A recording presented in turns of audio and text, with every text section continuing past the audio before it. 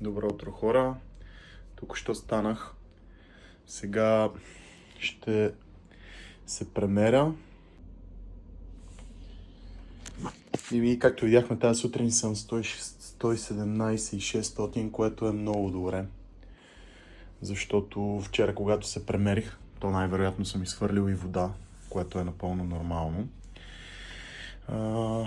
Сега какво следва? Отиваме да си направим закуска и към 8 часа ще се включа от залата. Здравейте, вече закуската е готова. Ето я закуската. Така, този път увеличих малко повече пилешко месо сложих, защото вчера малко умалих протеина. И този път в закуската влизат и 2 черни филийки хляб с пълнозърнести с зърна, за малко повече фибри. И разбира се, добре познатите бурканчета на баба. Този път кисели краставички сме си подготвили.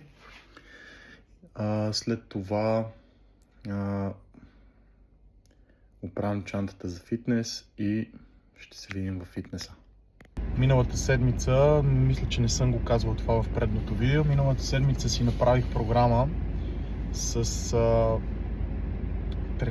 тренировъчни дни, като пуш, пул и рехабилитация и кръгова тренировка. Първият ден правя изцяло пул,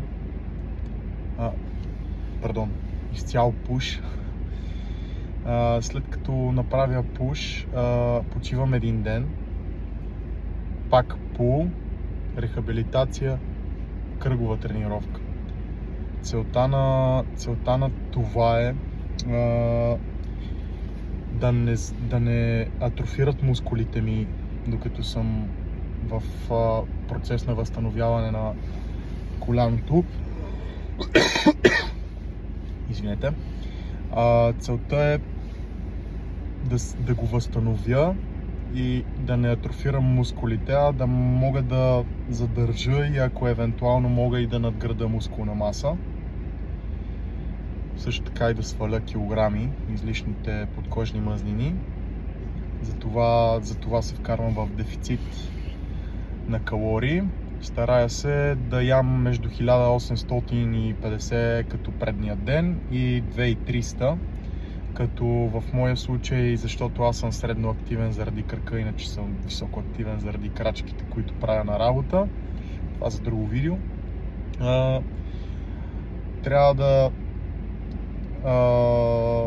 Просто трябва да сте в дефицит от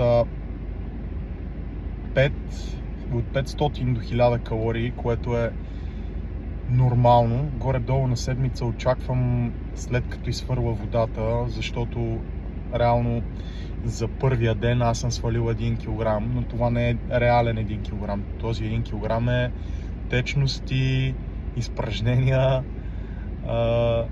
Да, общо взето това е нещото, което ви влияе също много на кантара. Важно е дали се мерите в един и същи час.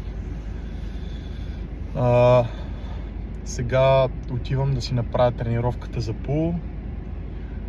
Мисля в залата просто да ви включвам всяко упражнение и на VoiceOver да ви обяснявам какво правя. Като не очаквайте да съм супер големият специалист. За първи път снимам, за първи път се включвам с видеа. Как тъкмо аз мога сега да си видя как правя упражненията, може да ги правя грешно, може в коментарите да коментирате и да казвате, ако мислите, че нещо би ми помогнало да оправя техниката на упражнението. Също така за мен е много добре, че снимам. Ако видя, че много е така, нали, много бавно върват нещата, в някакъв момент, когато вече го позволява кръка, ще вкарам и тичане, като По принцип това го имам заложено от опериращият лекар, че трябва на 3-я месец да започна да тичам. Сега съм на етап, който след 3-4 дни ще мога да започна да плувам, което това ще добави допълнително кардио, което е много добре. Със сигурност ще бъде добавено плуването. То ми е заложено от опериращият лекар и ще започна да плувам в следващата седмица. Също така, понеже забравям да спомена тук в видеото и изпадам в философски разсъждения за плуването, но забравям да спомена нещо много важно. В планът от лекарът имам заложено като план и клекане. Трябва да започна да клекам от 5 до 7 повторения всеки ден. Това също е много важен етап от възстановяването при такъв тип операция на коляно. Затова очаквайте да започна и да клякам и да ви показвам как върви. Повечето ми последователи сте приятели, което не е лошо, разбира се. Радвам се, че ме подкрепяте. Благодаря ви. И сега тръгвам за фитнеса и ще се видим оттам.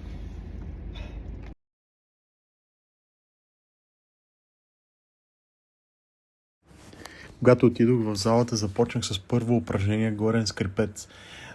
Тук наблюдаваме последната ми серия.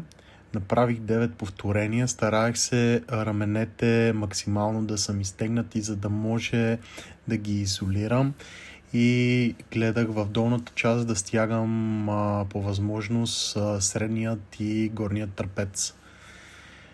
Гледам да няма полюшкване, гледам да стигам с лоста до гърдите и когато спирам да пускам бавно заради крака. Понеже знам, че ще кажете, че това упражнение не е най-доброто, ограничен съм, защото не мога да правя някои упражнения с лост, защото пада натоварването върху коляното.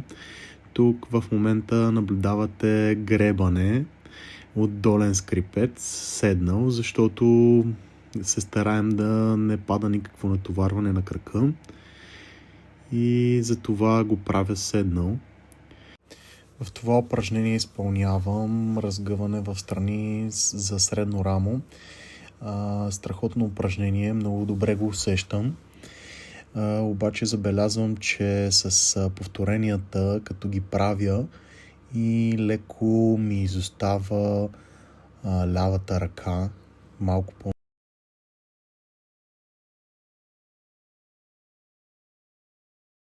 И тук започвам с следващото упражнение, фейспул, дърпане към лицето. Идеята на упражнението е да задържам в горната част, да пускам максимално бавно, въпреки че забелязах, че не го правя.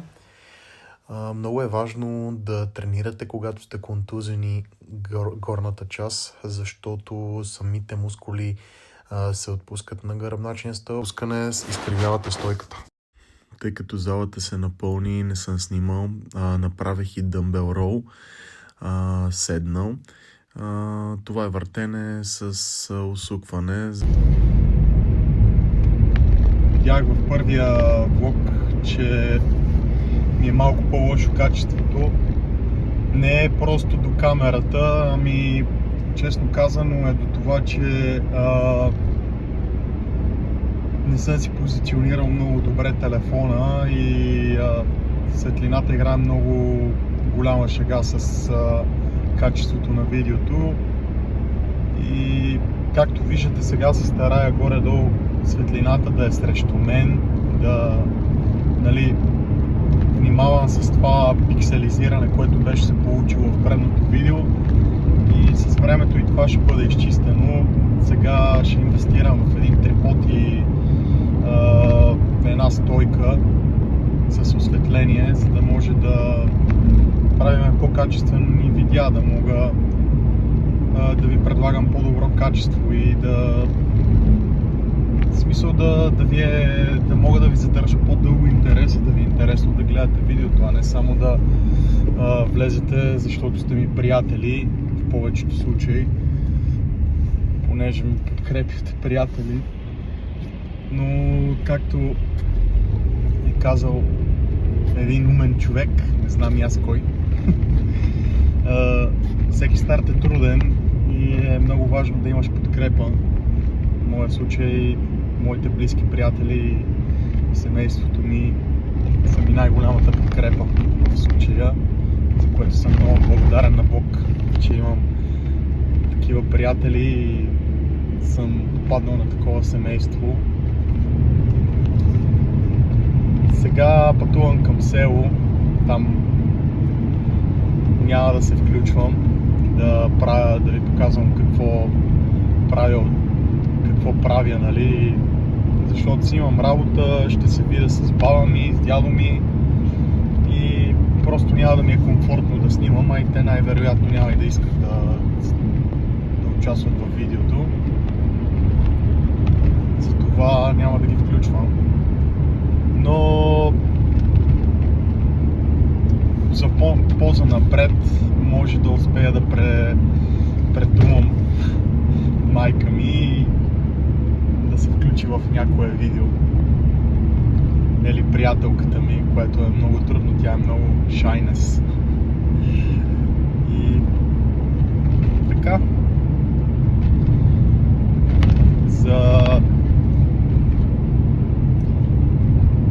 Може да харесате, да коментирате, да оставите харесване, да споделите с приятел.